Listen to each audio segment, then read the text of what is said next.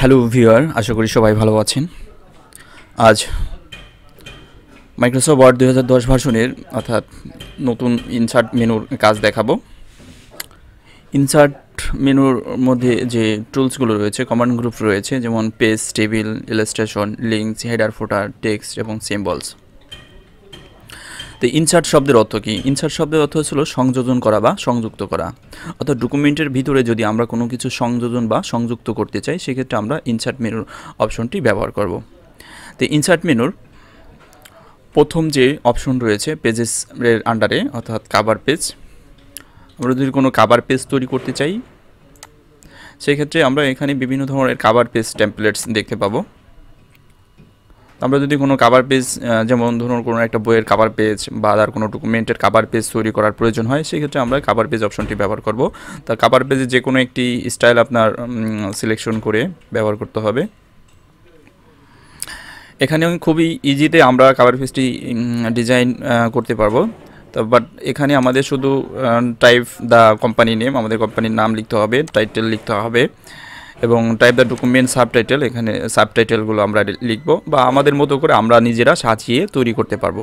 Just এখানে একটা templates দেওয়া আছে, এটাকে আমরা ব্যবহার করে খুব চমৎকারভাবে আমরা কাভার পেজ তৈরি করতে পারবো। তো কাভার পেজটিকে আমরা যদি রিমুভ করতে চাই বা ডিলিট করতে চাই, সেক্ষেত্রে আমরা এখানে কাভার পেজের যে অপশন দেখতে পাচ্ছি, এটি এনেবল অর্থাৎ রিমুভ কারেন্ট কাভার পেজে অপশনটি ইনঅ্যাক্টিভ রয়েছে। তো ইনঅ্যাক্টিভ থাকার কারণই হচ্ছে যে আমি এই ডকুমেন্টের ভিতরে করেছি, অর্থাৎ ভিতরে একটি ডকুমেন্ট ছিল, তার ভিতরে করেছি, নতুন কোনো পেজের উপরে করিনি, যার কারণে এটি ইনঅ্যাক্টিভ আছে। আপাতত আমি Ctrl+Z দিয়ে ব্যাকে আসতেছি। তারপরে যে অপশনটি রয়েছে, এটা হচ্ছে ব্ল্যাঙ্ক পেজ।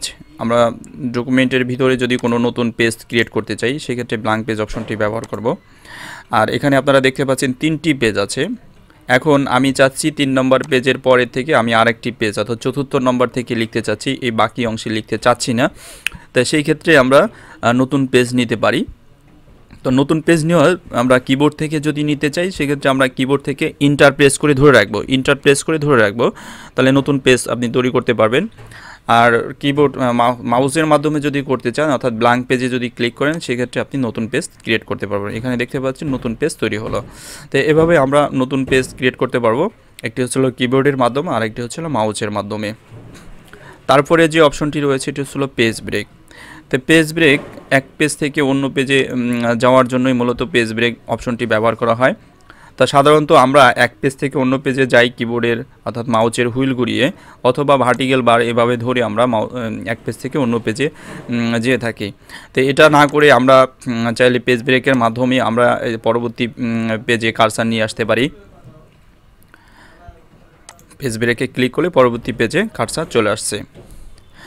তাই ইনসার্ট মেনুর অর্থাৎ পেজেসের আন্ডারে যে টুলস ছিল, 3টি টুলস, আমি এই সম্পর্কে আপনাদের যথেষ্ট পরিমাণ ধারণা দেওয়ার চেষ্টা করেছি।